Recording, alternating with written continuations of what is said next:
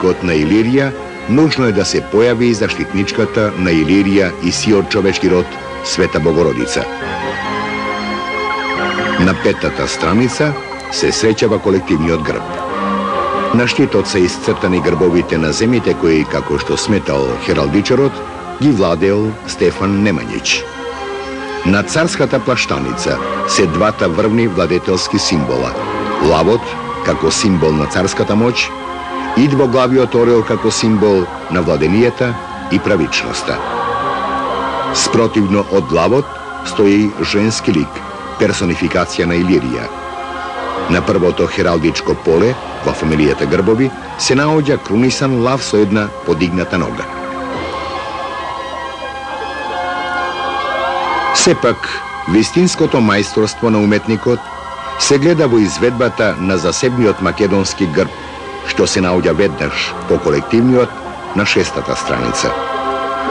Во фамилијата словенски грбови, овој пред нас е мало графичко ремек дело, посхитувачко со детализирањата, солидното познавање на анатомијата на животното, силниот, а сепак контролиран потек на цртаджот и почитувањето на нормите на хармонијата укажува на солиден уметник.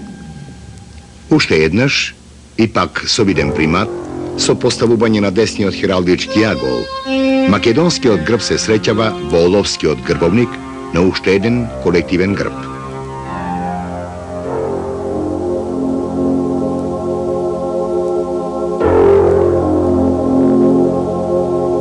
Следната цел на нашата потрага по македонскиот грб е Пиза. Да, тоа е градот што служи како типичен пример дека големите, но ненамерни грешки во уметноста може да продуцираат светска слава. Ништо нема сторено толку многу за популарноста на Пиза како кривата кула, ниту неговото славно минато, ниту археолошкото богатство, ниту спомениците, галериите и музеите. Кулата, подигната во катедралниот комплекс близу црквата и опозитно на крстилницата со намера да биде камбанарија, духовито се третира како осмо светско чудо на архитектурата и прво чудо на гениалните човечки грешки. Се е во незината сенка. Најстарата култура на Етрурија, римските остатоци, бурното минато од средновековието, славните години на Пиза на богат поморски град држава. Сето тоа е во сенката на кривата кула.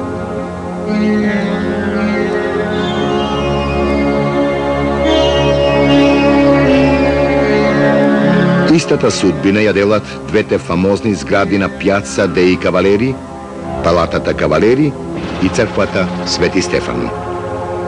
Палатата е споменуваме и како маркантен објект на Пиза и како хранилиште на грбови. Фасадата обилува со фрески и скулптурални украси. Скалите водат кон ходниците и просториите, што чуваат една од најубавите колекции грбови. Далеку од очите на јавноста во коридорите, салите и читалната на Скола Нормале Супериоре, научно необработени, непубликувани, тие останаа недофатни за окото на филмската камера. Па сепак, ретките фотографии може да ни покажат дека се работи слично на повеќе италијански стари универзитетски објекти за грамадна колекција на семејни, лични и земски грбови од целиот свет, а среде нив сосема сигурно и од Македонија.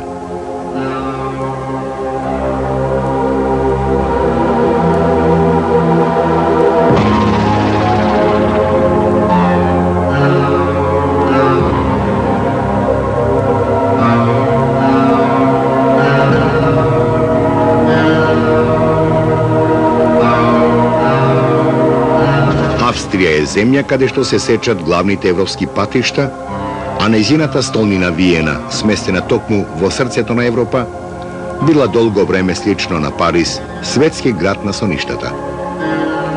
Но и не само на соништата. Виена е во уметноста град на исполнети соништа, на културни ризници и грамадни споменици.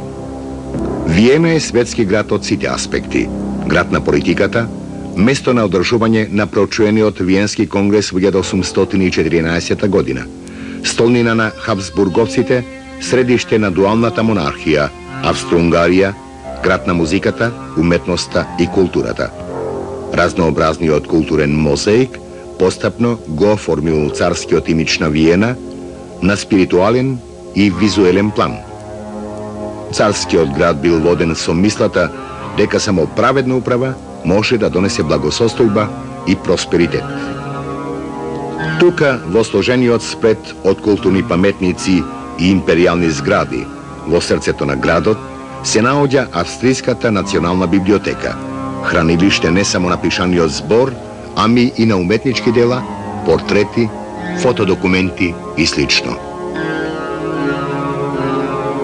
Во книжниот фонд од манускрипти е грбовникот на Марко Скороевич од 4-та деценија на 17-тиот век. Книгата е на ретко естетско рамниште и представува посебно задоволство при листањето.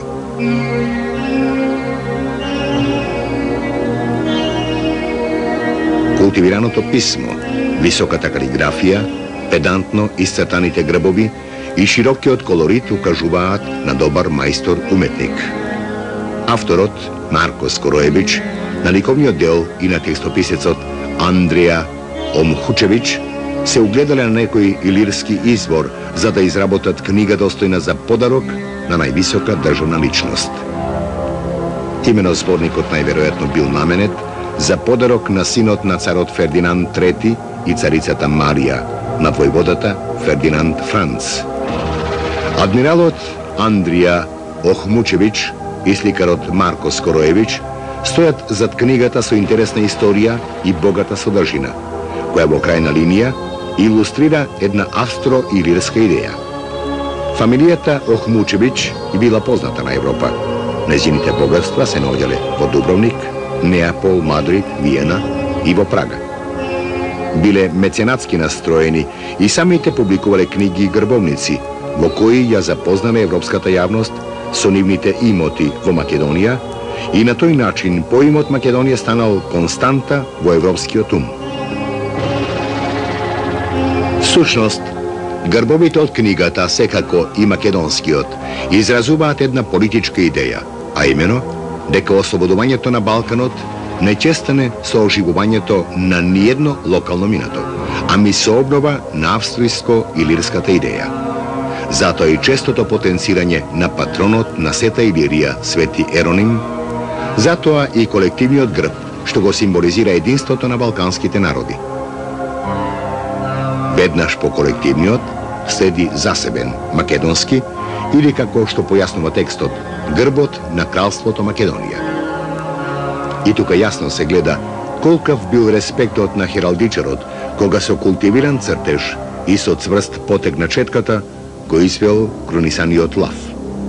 Колкава била моќта на идејата што во почетокот на 17-тиот век ја застапувале Охмучевичи за ослободувањето на Балканот под круната на Австрија, може да се види од фактот што кон крајот на векот кралските војски од Виена ќе тргнат во пресрет на македонскиот лав.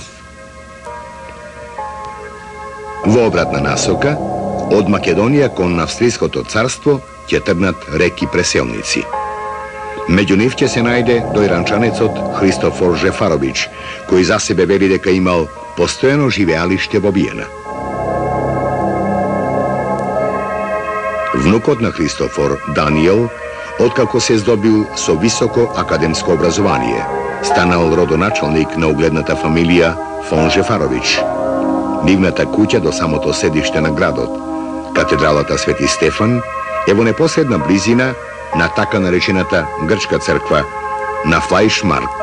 На фасадата го носи семејниот грб, кој е засега единствен од тој вид нотиран во Европа.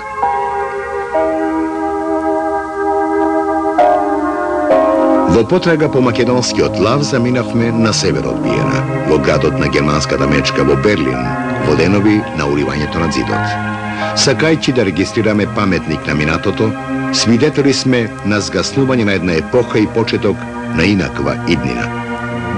Некогашната најцрсто затворена порта